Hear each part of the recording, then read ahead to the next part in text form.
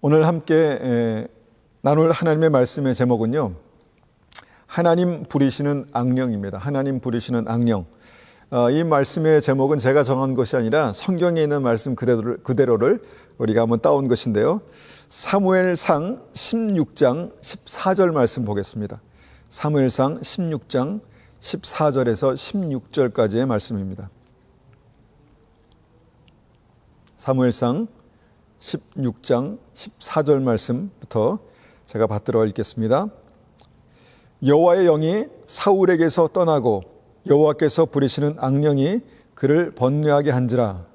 사울의 신하들이 그에게 이르되 보소서, 하나님께서 부리시는 악령이 왕을 번뇌하게 하온즉 원하건대 우리 주께서는 당신 앞에서 모시는 신하들에게 명령하여 수금을 잘 타는 사람을 구하게 하소서.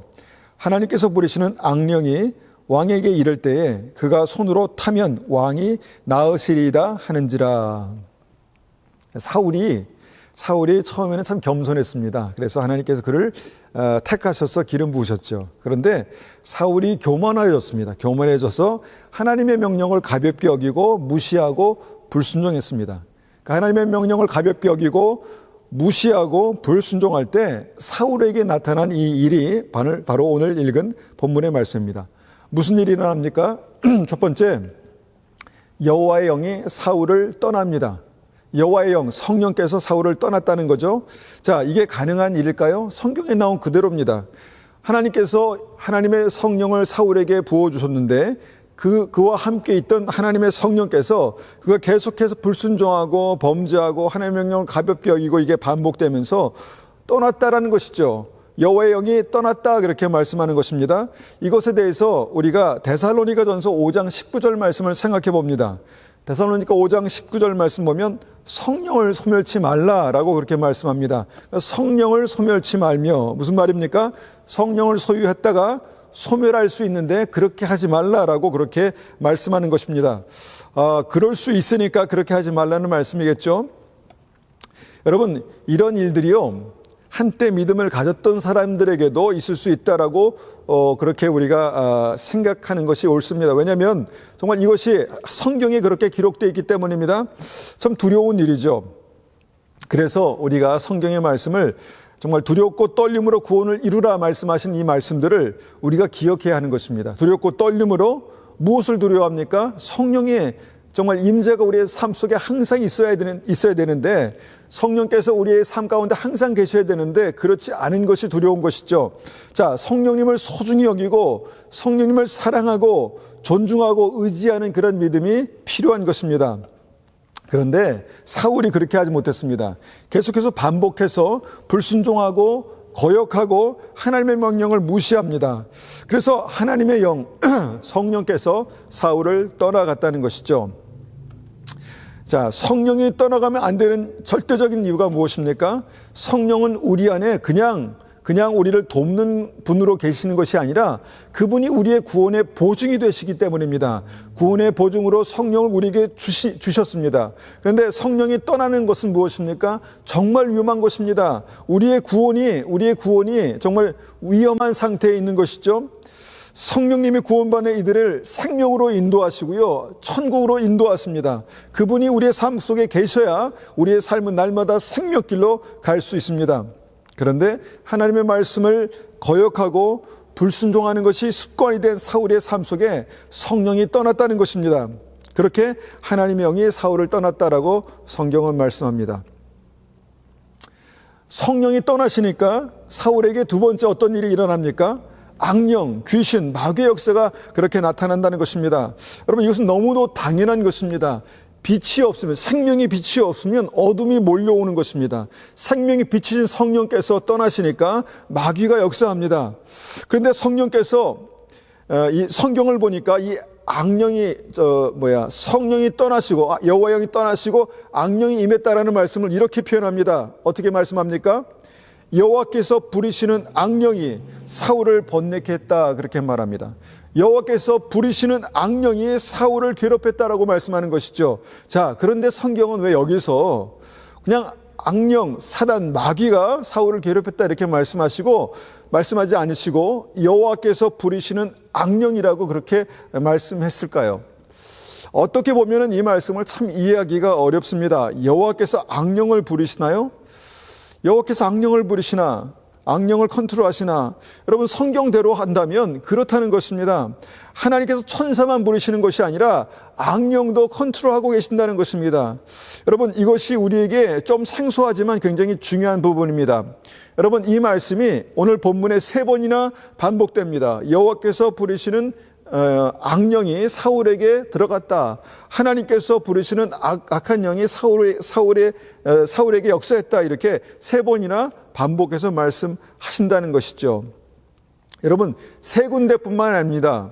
그 이후의 말씀 보면 계속해서 이 말씀이 그대로 그렇게 반복됩니다. 사무엘상 16장 23절 봅니다. 사무엘상 16장 23절입니다. 23절 16장 23절입니다. 하나님께서 부리시는 악령이 사울에게 이를 때에 다윗이 수금을 들고 와서 손으로 탄즉 사울이 상쾌하여 낫고 악령이 그에게서 떠나더라. 자, 하나님께서 부리는 악령이 사울에게 임할 때 사울이 너무너무 괴로웠습니다. 아마 두통이 심했던 것 같습니다. 그런데 다윗이 와서 수금을 타니까 그 악령이 떠났다 이렇게 말합니다. 그런데 여기서 그 악령을 뭐라고 말합니까? 하나님께서 부리시는 악령이다 이렇게 말씀하시죠. 또 있습니다. 사무엘상 18장 10절입니다. 사무엘상 18장 10절. 자, 10절 말씀 받들어 읽겠습니다. 그 이튿날 하나님께서 부리시는 악령이 사울에게 힘있게 내림에 그가 집안에서 정신없이 떠들어대므로 다윗이 평일과 같이 손으로 수금을 타는데 그때 사울의 손에 창이 있는지라. 자, 18절 보니까 18장 10절 보니까 하나님께서 부리시는 악령이 사울에게 힘있게 임했다라고 말합니다. 그러니까 평소에 정말 수금을 탈 때 악령이 떠나갔는데 지금은 강력하게 하나님 부리시는 악령이 임하니까 다윗을 향해서 이제 손에 있는 창으로 죽이려고 하는 그런 마음을 먹는 순간의 어떤 말씀을 이렇게 기록하고 있는 것이죠. 자, 이게 다섯 번째 기록이죠. 자, 한 군데만 더 보겠습니다. 19장 9절입니다. 사무엘상 19장 9절. 19장 9절입니다. 받들어 읽겠습니다.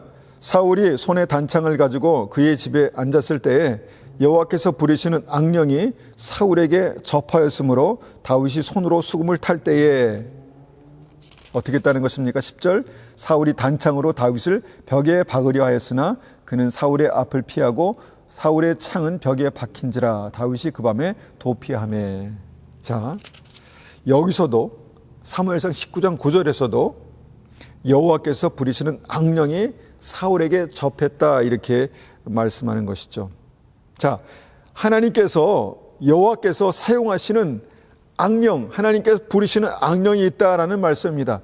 자, 선하신 하나님, 좋으신 하나님, 완전하신 하나님께서 악령을 부리신다. 뭔가 어울리지 않는 듯한 말이지만 성경은 이것을 6번씩이나 반복해서 기록하고 있다는 것입니다. 우리가 이 말씀을 잘못 오해하면 안 되지만 이 말씀이 진리이기 때문에 우리가 이 말씀을 통해서 정말 우리가 중요한 진리를 깨닫기를 원합니다. 여러분, 이것을 어떻게 이해해야 할까요? 왜 하나님께서는 악한 생각을 그 악령을 통해서 악한 생각을 일어나게 하시고 또 악한 일을 하게 하는 마귀를 부르실까요? 그리고 그 마귀를 부리시는 그 악령을 부리시는 목적이 무엇일까요? 여러분, 오늘 말씀이 굉장히 중요하다고 봅니다. 어떻게 보면 이 말씀은 단단한 음식입니다. 그냥 쉽게 믿음으로 그냥 왜 좋으신 하나님께서 마귀를 부리시나 성경의 기록이 잘못된 것 아닌가 이렇게 생각할 수 있는데요. 우리가 성경은 정확한 것입니다. 성경의 기록은 정확한 것이죠. 우리의 이해가 거기에 못 미치는 것입니다. 그런데 우리가 이 말씀을 통해서 한번 주님의 의도, 주님의 목적을 한번 우리가 이 말씀을 통해서 이해하기 원합니다. 중요한 사실, 객관적으로 우리가 이해할 수 있는 사실은 여호와께서 부리시는 악령, 여호와께서 부리시는 마귀가 있다라는 것을 우리가 말씀을 통해서 보게 됩니다. 우리가 이 말씀을 또 성경을 통해서 또 비슷하게 같은 맥락에서 이해할 수 있는 말씀이 욥기입니다. 욥기 1장 8절 말씀 보겠습니다. 욥기 1장 8절. 욥기 1장 8절입니다. 8절. 자, 8절 받들어 읽겠습니다. 욥기 1장 8절입니다. 여호와께서는 사단에게 내가 내 종 욥을 주의하여 보았느냐? 욥처럼 흠없고 정직하며 하나님을 경외하고 악을 미워하는 자는 세상 어디에도 없다라고 말씀하셨습니다. 자, 하나님께서 욥을 정말 아주 귀하게 여기셨습니다. 하나님께서 욥을 굉장히 대견하게 그렇게 여기십니다. 그런데 이 얘기를 지금 누구하고 하고 있습니까? 사단에게 말씀하십니다. 사단에게. 여호와께서는 사단에게 내가 내 종 욥을 주의하여 보았느냐? 야 사단아, 내가 내 종 욥을 보고 있느냐? 이렇게 말씀하는 것이죠. 자, 여기까지는 그럴 수 있다고 봅니다. 그런데 9절부터가 상당히 우리가 이성적으로 이해하기 어려운 그런 말씀 가운데 하나입니다. 9절입니다. 그러자 사단이 말했습니다. 욥이 아무런 이유 없이 하나님을 경외하는 줄 아십니까? 주께서 욥과 그 가정과 재산을 늘 지켜주지 않으셨습니까? 주께서 그가 하는 일마다 복을 주셔서 부유해진 것입니다. 그러나 이제 주께서 손을 내미셔서 그가 가진 모든 것을 빼앗아 보십시오. 그러면 그가 주님을 똑바로 쳐다보며 저주할 것입니다. 자, 사단이 하나님께서 인정하시는 믿음의 사람 그 욥을요 비하하고 믿음의 사람을 이제 정죄하기 시작합니다. 하나님, 욥의 믿음은 기브 앤 테이크입니다. 그가 받은 것이 있기 때문에 그렇게 하는 것이지 만약에 그가 받은 것이 없다면 하나님을 그렇게 경외하지 않을 것입니다. 이렇게 말하는 것입니다. 하나님께서 넘치는 은혜를 욥에게 베푸시니까 욥이 하나님을 경외하는 것입니다. 하나님을 좋아하는 것입니다. 그러나 그 은혜를 거두어 보십시오. 거두어 들여 보십시오. 분명히 그렇게 하시면 욥은 하나님을 저주할 것입니다. 그렇게 말하고 있다는 것이죠. 사단이 욥을 참소하고 그렇게 정죄합니다. 근데 그때 하나님께서 사단에게 뭐라고 말씀하십니까? 욥기 1장 12절입니다. 12절. 여호와께서 사단에게 말씀하였습니다. 좋다. 그가 가진 모든 것에 대해 내 마음대로 시험해 보라. 그러나 그의 몸에는 손대지 마라. 그러자 사단은 곧 여호와 앞에서 떠나갔습니다. 자, 이때까지 제가 이제 쉬운 성경으로 읽어드렸는데 여러분 내용이 분명하게 우리에게 이해가 되시죠? 자, 사단이 여호와 하나님께 그런 어떤 제안을 했을 때 하나님께서 어떤 생각으로 그렇게 하셨는지 모르지만 그 제안을 받아들였습니다. 그리고 사단에게 허락하셨다는 것이죠. 좋다. 내가 한번 마음대로 욥을 시험해봐라. 그런데 그의 생명, 그의 몸에는 손대지 마라. 이렇게 이제 말씀하셨다는 것이죠. 그러니까 하나님께서 어떤 범위를 제안해 주시고 그 범위 내에서만 사단에게 시험을 해도 된다라고 허락하신 것입니다. 여러분, 사울에게 역사했던 그 여호와께서 부리시는 악신, 악령이 여기서도 그렇게 등장합니다. 이 악령이 누굽니까? 바로 마귀입니다. 사단입니다. 자, 이 말씀을 통해서 무엇을 알 수 있습니까? 여호와께서 부리시는 악신, 마귀 사단은요, 하나님의 어떤 목적을 이루시기 위해서 역사한다는 것입니다. 하나님의 어떤 허락하에서, 하나님의 컨트롤 안에서 하나님의 목적을 이루시기 위해서 역사한다. 그런 말씀입니다.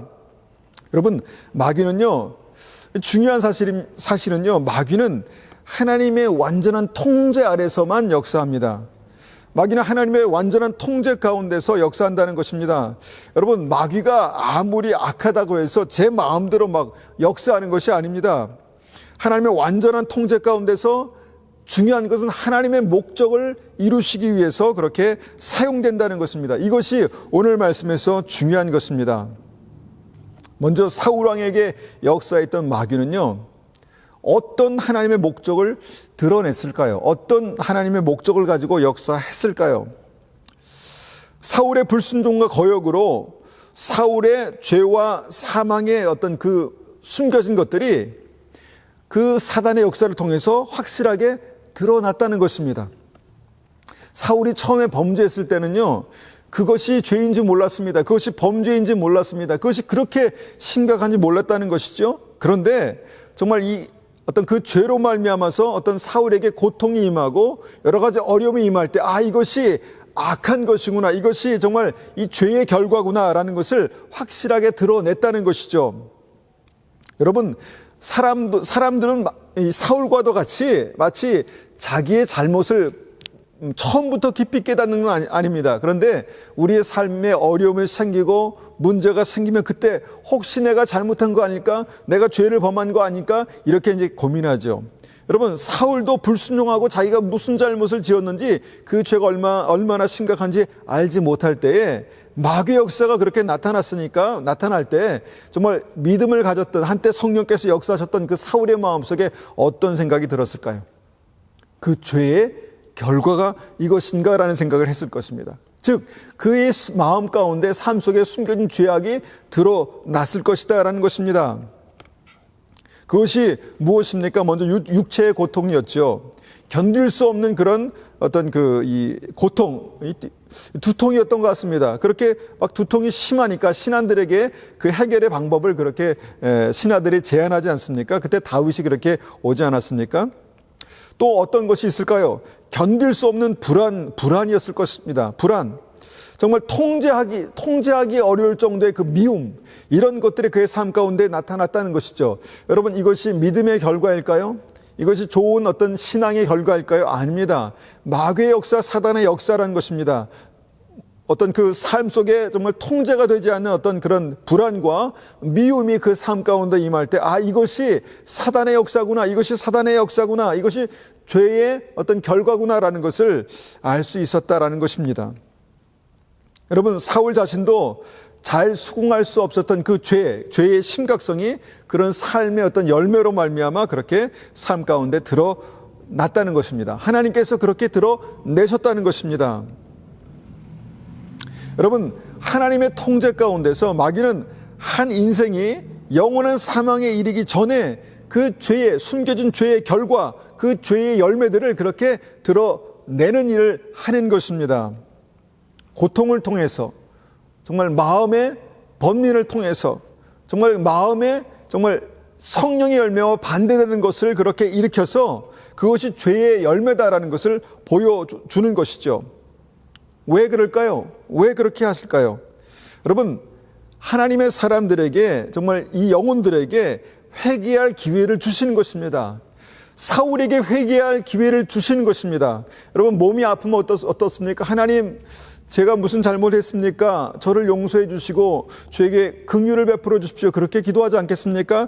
아마도 사울이 정말 두통이 심했을 때 아마 그런 낮은 마음으로 하나님께 그렇게 요청할 수 있었을 것입니다. 그런데요, 사울은 그렇게 하지 않았습니다. 40년 동안 그 미움을 회개하지 않았습니다. 40년 동안 다윗을 죽이려는 그 미움과 그 분노와 어떤 그런 것들을 회개하지 않았다는 것이죠. 왜 그렇습니까? 하나님보다 그 왕의 자리가 더 소중했기 때문입니다. 하나님보다 왕의 자리가 소중했기 때문에 사울은 40년 동안 그런 고통 가운데 있음에도 불구하고, 그런 마음의 평화가 없고 마음의 미움과 정죄와 그 살인이 가득했음에도 불구하고 회개하지 않았습니다. 왜냐하면 왕의 자리가 하나님보다 더 소중했기 때문입니다. 여러분, 우리에게도 그렇습니다. 우리에게도 하나님보다 죄가 더 소중할 수 있습니다. 하나님보다 죄로 말미암아 내가 쌓은 바벨탑이 더 소중할 수 있다는 것이죠. 그럴 때 하나님께서는 이 마귀의 역사를 통해서 우리의 삶을 흔드실 것입니다. 마귀의 역사를 통해서 우리의 삶을 다시 한번 흔들어 놓으실 것이다 라는 것이죠. 왜 그렇습니까?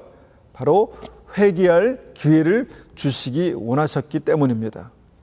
여러분, 사단의 역사는 그것이 목적입니다. 하나님께서 부리시는 악한 영의 역사는 그것이 목적입니다. 자, 욥의 경우를 통해서 우리가 확실하게 이해할 수 있는데요. 욥이 의인 아니겠습니까? 하나님께서 인정하시는 의인이었습니다. 그런데 그 의인인 욥도 하나님 앞에 완전하지 못했습니다. 그것을 어떻게 알 수 있습니까? 여러분, 사단의 역사를 정말 이 욥이 어렵게 그렇게 통과하지 않습니까? 정말 그 시험과 환난을 통과하지 않습니까? 그런데 욥기 마지막 장에서 욥이 어떻게 말합니까? 욥기 42장 5절에서 이렇게 고백합니다. 욥기 42장 5절 6절입니다. 주님에 대하여 귀로 듣기만 했는데 이제 저는 주를 눈으로 직접 보았습니다. 이제 제 자신을 경멸합니다. 그리고 티끌과 제 가운데서 회개합니다. 자, 욥기가 1장부터 쭉 진행되다가 42장에 와서 욥은 그의 삶 가운데 정말 자신을 경멸할 정도의 어떤 그런 교만한 죄를 회개합니다. 어떤 그런 죄가 그의 삶 가운데 숨겨져 있다는 것을 발견했다는 것이죠. 그래서 제 자신을 경멸합니다. 그렇게까지 말했던 것입니다.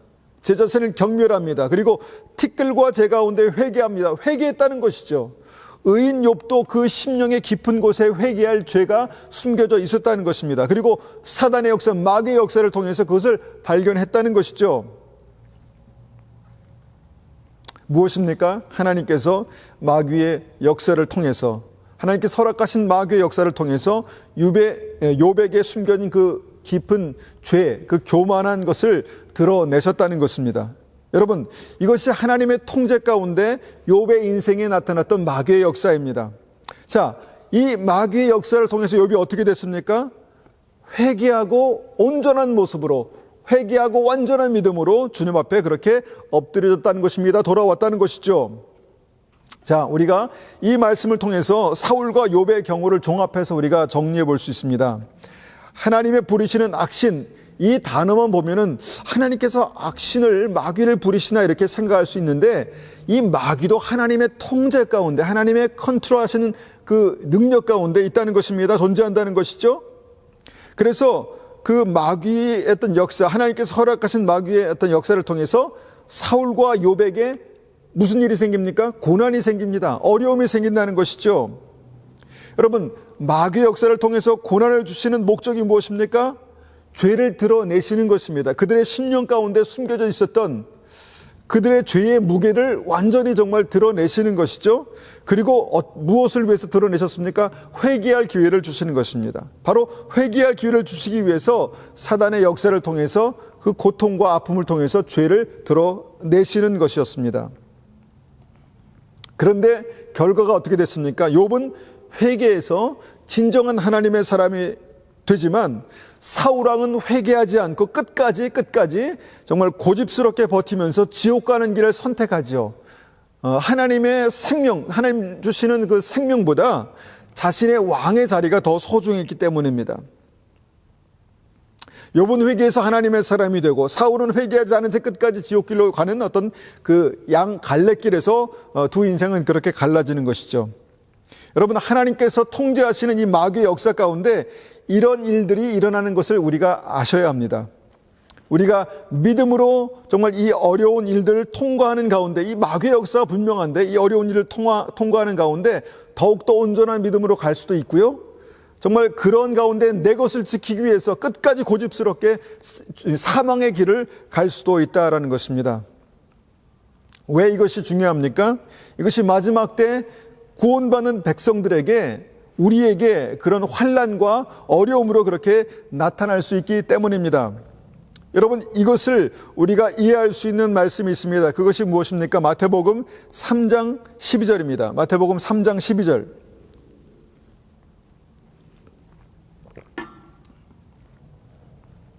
마태복음 3장 12절. 자, 12절 말씀 제가 받들어 읽겠습니다. 손에 키를 들고 자기의 타작마당을 정하게 하사 알곡은 모아 곳간에 들이고 쭉정이는 꺼지지 않는 불에 태우시리라. 여러분, 이 말씀이 무엇입니까? 주님께서 마지막 때에 정말 믿는 사람들을 다 모아놓고 그 믿는 사람들을 알곡과 쭉정이로 가르치는 일들을 하신다는 것입니다. 여러분, 알곡과 쭉정이를 가르친 일에 천사들도 사용되지만 마귀들도 그렇게 사용된다라는 것을 우리가 이해할 수 있습니다. 상상해 볼 수 있습니다. 여러분, 이것이 마지막 때에, 추수 때에 본격적으로 일어나는 주님의 기질입니다. 마지막 때 주님께서 손에 정말 키를 들고 정말 추수의 기질을 하시죠. 그리고 키 안에 무엇이 있습니까? 이 키 안에 정말 구원받을 영혼들이 담겨 있다는 것이죠. 그런데 어떤 일이 일어납니까? 주님께서 이것을 공중으로 던지십니다. 그 삶의 어떤 기반이, 안정감이 흔들린다는 것이죠. 그들의 삶 속에 고난이 있습니다. 어려움이 있을 수 있다는 것이죠. 그런데 그럴 때 어떤 일이 일어납니까? 바람이 분다는 것입니다. 바람. 그래서 믿음의 무게가 되지 않는 쭉정이를 골라내신다는 것입니다. 갈라내신다는 것이죠. 그 믿음의 무게가 무엇입니까? 바로 회개하고 주님의 말씀을 소중하게 붙드는 그런 믿음입니다. 주님의 권위를 소중하게 붙드는 믿음입니다. 하나님을 경외하는 믿음을 말씀하는 것이죠. 즉 주님께서 허락하시는 때에 우리를 공중에 던지시면 마귀의 역사 같은 그런 바람이 우리를 날려버리려고 한다는 것입니다. 그런데 믿음의 무게가 있는 사람들은 다시 제자리로, 다시 믿음의 자리로 오지만, 정말 믿음의 무게가 없는 사람들, 믿음이 없는 사람들은, 정말 말씀을 붙들고 주님 앞에 회개하지 않는 그런 믿음의 사람들은 그 마귀의 역사 가운데 날아가게 될 것이다 라는 그런 말씀을 하시는 것입니다. 그런데 여러분, 중요한 것은요, 그럴 때 우리가 마귀의 역사를 이기고 승리하는 유일한 방법이 무언가입니다. 여러분, 마귀의 역사를 이기고 그런 마귀의 바람을 우리가 거스르고 이기고 승리하는 방법이 무엇입니까? 이 사단 마귀야 물러가라 그러면 됩니까? 여러분, 물론 우리가 예수 그리스도 이름으로 마귀를 대적하라 말씀하셨고 대적할 수 있습니다. 그런데요, 여러분, 죄로 말미암아 정말 그 죄의 회개를 위해서 역사하는 그 마귀는요, 마귀야 물러가라라고 되는 것이 아닙니다. 그 마귀로 말미암아 우리의 삶 가운데 불어오는 여러 가지 환난과 어려움들이 있는데 그것은 마귀야 물러가라라고 되는 것이 아니라는 것이죠. 무엇입니까? 우리가 그 사단의 역사 가운데 마귀의 어떤 바람을 우리가 맞을 때마다 우리의 삶의 죄를 드러내시는 하나님의 역사를 우리가 경험하게 된다는 것입니다. 다시 한번 우리를 돌아보게 한다는 것이죠. 돌아와서 주님 앞에 회개할 것을 드러내고, 드러냈을 때 주님 앞에 엎드려서 주님, 우리를 긍휼히 여겨주십시오, 우리를 불쌍히 여겨주십시오 라고 회개하는 것이 마귀를 이기는 진정한 비밀이라는 것입니다. 여러분, 우리의 죄가요, 주님을 대적하는 것입니다. 우리가 죄를 붙들고 있으면 그 죄가요, 주님을 대적하는 것이 됩니다. 왜냐하면 이 죄 때문에 주님께서 우리에게 생명을 주시지 않았습니까? 그런데 정말 주님의 생명을 빼앗은 이 죄를 우리가 끝까지 좋다고 붙들고 있는 것입니다. 이게 하나님과 원수되려고 작정한 것입니다. 그런데 사단의 역사가 오면요, 이 죄, 숨겨진 죄들을 그렇게 드러내시는 어떤 그런 것들을 보게 된다는 것입니다. 여러분, 이런 마귀의 역사를 이기는 유일한 방법은요, 회개라는 것입니다. 유일한 방법은 회개밖에 없습니다. 주님께서 우리에게 아픔을 주실 때, 고통을 주실 때, 물론 여러 가지 이유 때문에 고통을 줄 수 있지만, 여러분, 그 고통을 통해서 우리를 다시 한번 돌이켜보는 것입니다.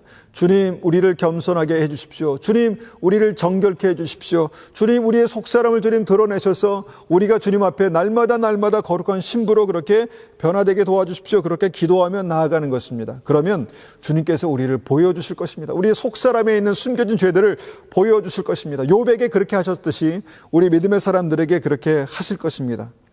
여러분, 그런 회개가요, 이 마귀의 역사를 이기는 방법입니다. 여러분, 욥이 회개할 때 마귀의 역사는 끝났습니다. 욥이 회개할 때 마귀의 역사는 끝났습니다. 마귀는 물러갔습니다. 여러분, 욥기를 읽어보십시오. 욥이 마귀야 물러가라 한 번이라도 이렇게 말한 적이 있습니까? 물론 그렇게 말할 수도 있었겠죠. 근데 성경은 그런 기록이 없습니다. 왜입니까? 욥이 마귀를 이길 수 있는 방법은 회개밖에 없었다는 것입니다. 이 상황에서 욥기에서 욥이 마귀를 이길 수 있는 방법은 회개밖에 없었습니다. 이것이 욥기의 말씀입니다. 여러분, 회개는요, 마귀를 이기는 강력한 능력입니다. 회개는 마귀를 이기는 강력한 능력입니다. 그럼에도 불구하고 사울 왕은요, 마귀의 역사를 통해서 죄가 그의 삶 가운데 열매로 나타나고 그 고통과 미움과 살인로 드러남에도 불구하고 그 강팍한 마음으로 끝까지 회개하지 않습니다. 여러분, 우리가 이래서는 안 되겠죠. 우리가 이 사울의 경우를 보면서, 야, 사람이 어떻게 그럴 수 있나 이렇게 생각할 것입니다. 그런데요, 내가 지키고 싶은 것이 있으면, 내가 지키고 싶은 것이 그 하나님보다 더 소중한 것이 있으면 사람은 그렇게 될 수 있습니다. 내가 지키고 싶은 것이 믿음보다 더 소중해지면 사람은 그럴 수 있다는 것이죠. 그런데 그 지키고 싶은 것의 그 중심에 뭐가 있었습니까? 죄가 있었습니다. 미움이 있었고 살인이 있었고 교만이 있었습니다. 하나님께서 그것을 다 드러내셔도 사울은요 40년 동안 회개하지 않았습니다. 그래서 하나님께서 부리시는 악신의 역사, 마귀의 역사 때문에 어떻게 됐습니까? 사울의 인생은 쭉정이로 그렇게 점점점 모아졌다는 것입니다. 지옥 가는 백성으로 그렇게 가게 됐다는 것입니다. 스스로 쭉정이가 되는 길을 선택한 것입니다. 여러분, 우리가 이 말씀을 보고 좀 겸비함이 있어야 합니다.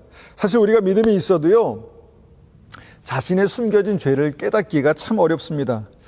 그 죄를 깨닫기도 어려울 뿐만 아니라 그 죄를 알아도요, 회개하는 것은 더 어렵습니다. 그런데 여러분, 그 죄로 말미암아 우리 삶 속에 어려움이 닥치고 고통이 닥칠 때 이것을 하나님의 은혜로 우리가 붙들어야 합니다. 붙들 수 있어야 합니다. 우리를 겸손케 하시는 것입니다. 우리를 흔들어서 지금 깨우는 것입니다. 우리도 정말 회개의 귀한 생명의 문을 여시는 것입니다. 여러분, 이것이 정말 우리의 삶 가운데 나타날 때요, 욥과 같이 그 기회를 붙드십시오. 물론 욥에게도 여러분 그 회개하는 그 회개로 깊은 회개까지 나아가는데 시간이 걸렸습니다. 시간이 걸렸죠. 어려움들이 있었습니다. 그런데 욥이 끝까지 그 믿음의 기회를 붙들었습니다. 회개했다는 것이죠. 회개하는 사람만 마귀를 이깁니다. 회개하는 사람만 마귀를 이깁니다. 우리의 삶 속에 고난이 있으십니까? 마음에 번민이나 고민이 쉴 새 없이 밀려오십니까? 내 마음에 떨쳐버릴 수 없는 미움들이 있으십니까? 어떻게 이길 수 있습니까? 어떻게 이길 수 있습니까? 한번 이렇게 기도해 보십시오. 주님, 제 마음을 드러내셔서 제 마음 가운데 있는 숨겨진 죄악들을 주님 드러내시옵소서 라고 주님 앞에 나아가는 것입니다. 언제까지 회개해야 합니까?